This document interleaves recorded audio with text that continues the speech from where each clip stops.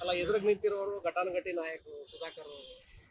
ಅದೇ ಅವರು ಘಟಾನುಘಟಿನೇ ಸರ್. ಒಬ್ಬ ಸಾಮಾನ್ಯ ಕೋಚಿಂಗ್ ಸೆಂಟರ್ ಹುಡುಗನ ಮುಂದೆ ಸೋತೋದ್ರು. ಬಹಳ ಘಟಾನುಘಟಿ ಅವರು. ನಾನು ಒಪ್ತೇನೆ. ಬಹಳ ತುಂಬಾ ರಾಜಕೀಯನೇ ಗೊತ್ತಿಲ್ಲದೆ ಇರೋ ಹುಡುಗ, ಬ್ಯಾಕ್ ಗ್ರೌಂಡೇ ಇಲ್ಲದೆ ಇರೋ ಹುಡುಗ, ಅಪ್ಪ ಅಮ್ಮ ಇಲ್ಲದೆ ಇರೋ ಹುಡುಗ, ಬರೀ 20 ದಿನದಲ್ಲಿ ಬಿ ಫಾರ್ಮ್ ಎತ್ಕೊಂಡು ಹೋದಂತ ಹುಡುಗ, ಅಂತ ಹುಡುಗನ ಮೇಲೆ ಸೋತೋಗ್ತಾರೆ ಅಂದ್ರೆ ಬಹಳ ಬಹಳ ಇನ್ಫ್ಲೂಯೆನ್ಷಿಯಲ್ ಸರ್. ಅವರು, ನಾನು ಲಾಸ್ಟ್ ಟೈಮ್ ಹೇಳಿದ್ದೆ, ನಾನು ಅವ್ರೂರೇ. ಅವ್ರು ಇನ್ನ 3 ಸಲ ಸೋಲ್ಬೇಕಂತೆ. ಒಂದು ಈ ಲೋಕಸಭೆಯಲ್ಲಿ, ಇನ್ನೆರಡು ನನ್ನ ಮೇಲೆ ಸರ್. ಮತ್ತೆ ಅದಾದ್ಮೇಲೆ ಗೆಲ್ತಾರ ಇಲ್ಲ, ಅಷ್ಟೊತ್ತಿಗೆ ನನ್ನ ಕಾನ್ಸ್ಟಿಟ್ಯೂನ್ಸಿ ರಿಸರ್ವೇಶನ್ ಆಗಿರುತ್ತೆ, ಆ ಅವಕಾಶ ಬರಲ್ಲ. ಅಲ್ಲ ಸರ್, 3 ಸಾರಿ ಸೋಲ್ಬೇಕು ಅಂತ ಯಾರು ಸರ್ ಹೇಳಿದ್ರು? ಅಷ್ಟು ಕಾನ್ಫಿಡೆನ್ಸ್ ನಿಮಗಿದೆ? ಈಗ ನಾನು ವರ್ಷ ಎಲ್ಲ ಎಕ್ಸಾಮ್ ಪ್ರಿಪೇರ್ ಆಗಿದ್ದೀನಿ. ಪೇಪರ್ ಬರುತ್ತೆ, ಆನ್ಸರ್ ಬುಕ್ಲೆಟ್ ಇಟ್ಕೊಂಡು ನೀನು ಪಾಸ್ ಆಗ್ತೀಯ ಫೇಲ್ ಆಗ್ತೀಯ ಅಂದ್ರೆ ಪಾಸ್ ಆಗ್ತೀನಿ ಅಂತ.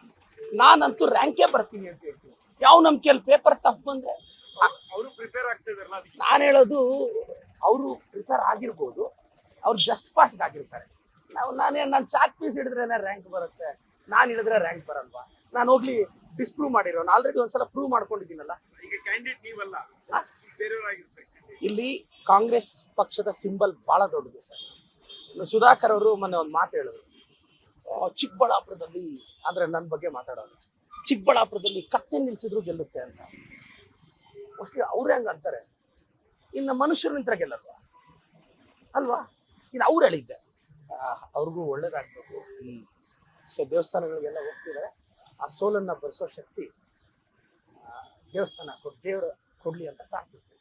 I have a great respect for